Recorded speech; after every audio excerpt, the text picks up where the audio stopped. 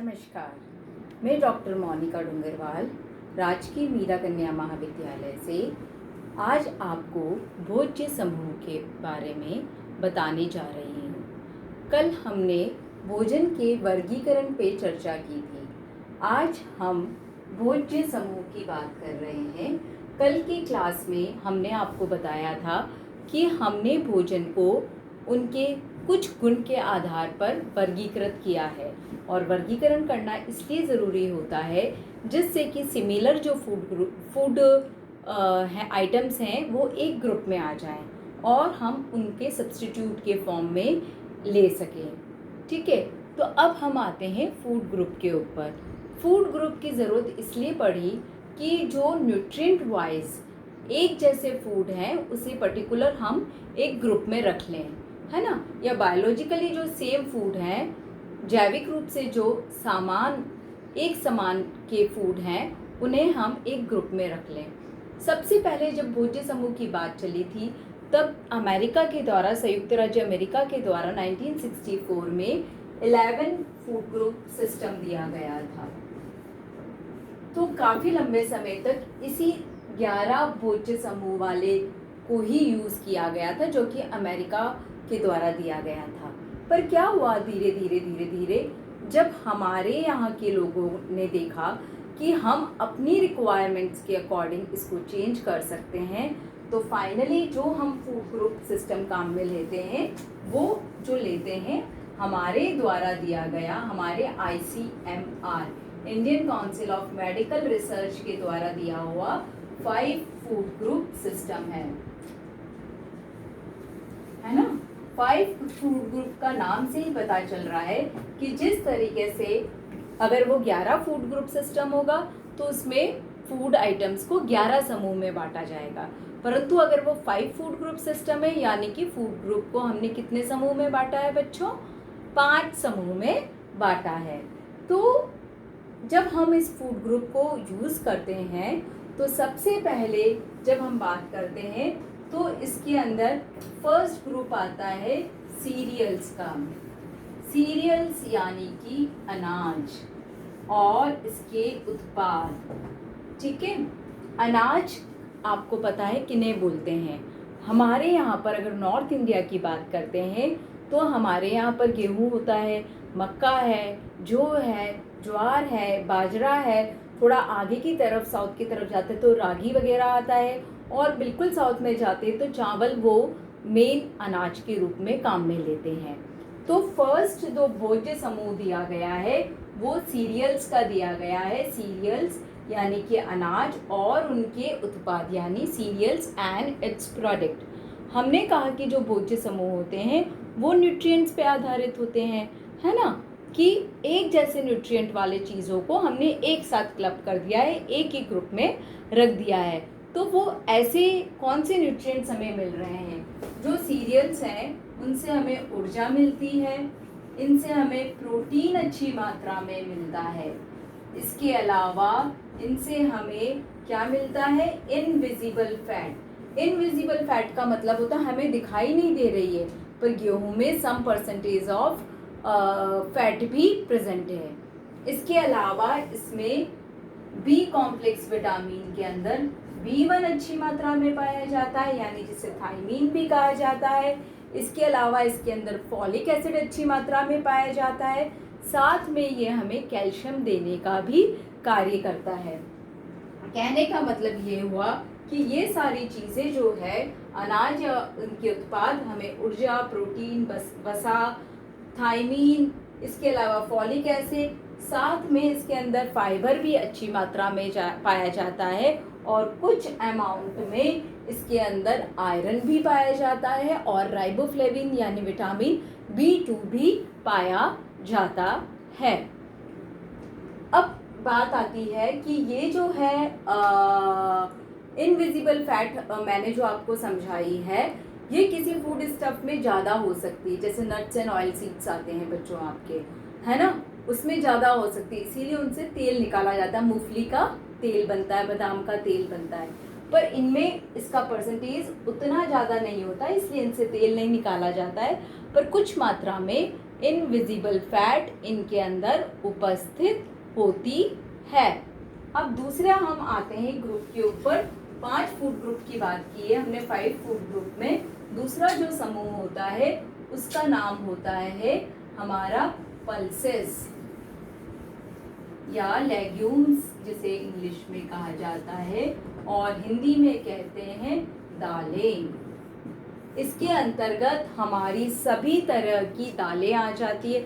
चना, चने की दाल या बेसन, उड़द, उड़द की दाल, राजमा, मूंग, मूंग की दाल, मटर, आपका छोले, जितनी भी सारी बीन्स हैं, भली वो सूखे हुए बीन्स, वो सारी चीज़ें हमारे इसके अंतर्गत आती है।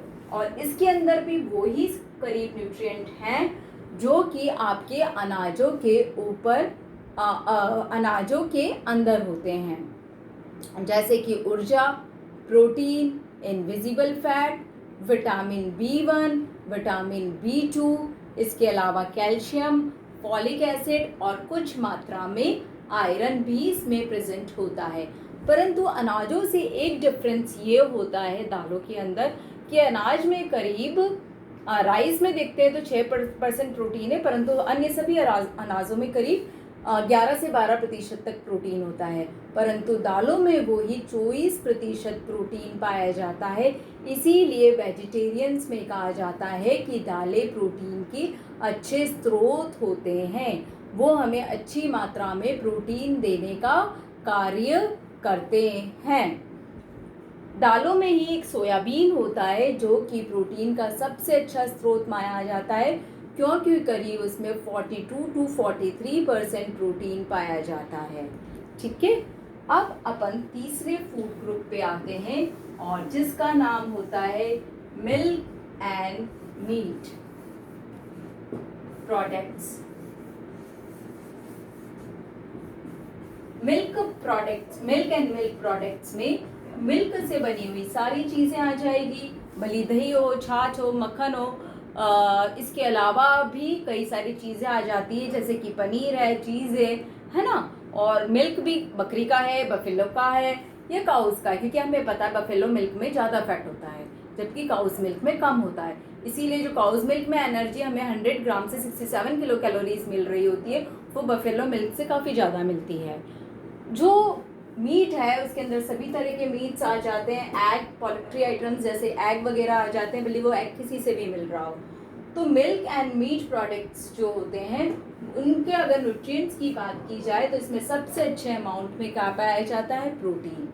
इसके अलावा इनविजिबल फैट पाई जाती है, एनर्जी पाई जाती है, कैल्शियम का बहुत अच्छा स्रोत होते हैं, साथ में इसके अंदर जो है आपका विटामिन B12 पाया जाता है और राइबोफ्लेविन यानी विटामिन B2 भी बहुत अच्छी मात्रा में पाया जाता है।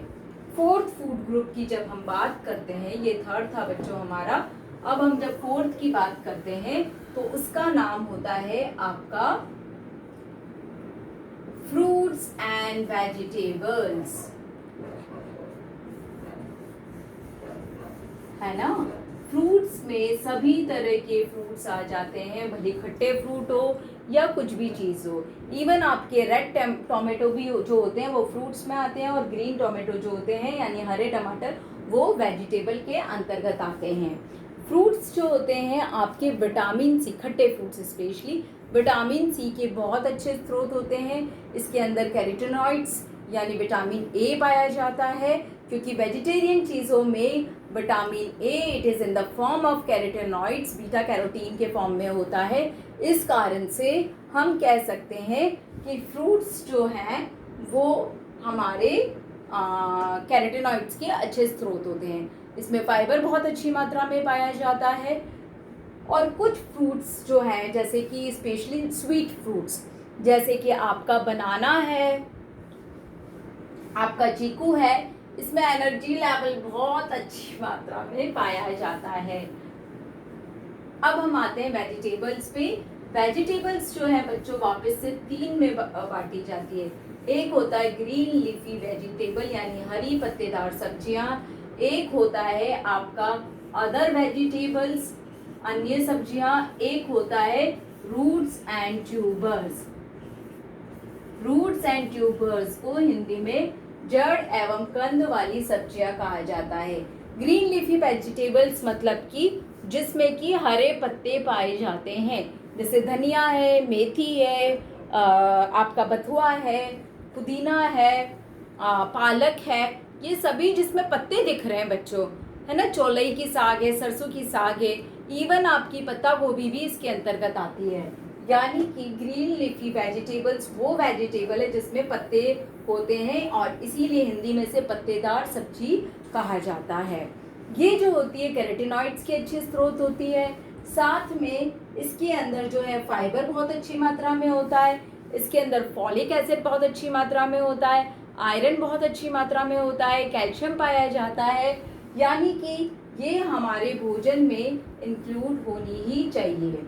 जब अदर वेजिटेबल्स की बात करते हैं तो आपकी वो अन्य सभी सब्जियां, बली हो, लौकी हो, कद्दू हो, आपका तुरई हो, भिंडी हो, हरी सेम वाली फली हो, गवार फली हो, कहने का मतलब है जो भी सब्जियां आप खाते हो वो सारी चीज़ें आपके अदर वेजिटेबल में आती है, जो कि आपके कुछ मात्रा में कुछ सब्जियां इनविजिबल फैट भी रखती है।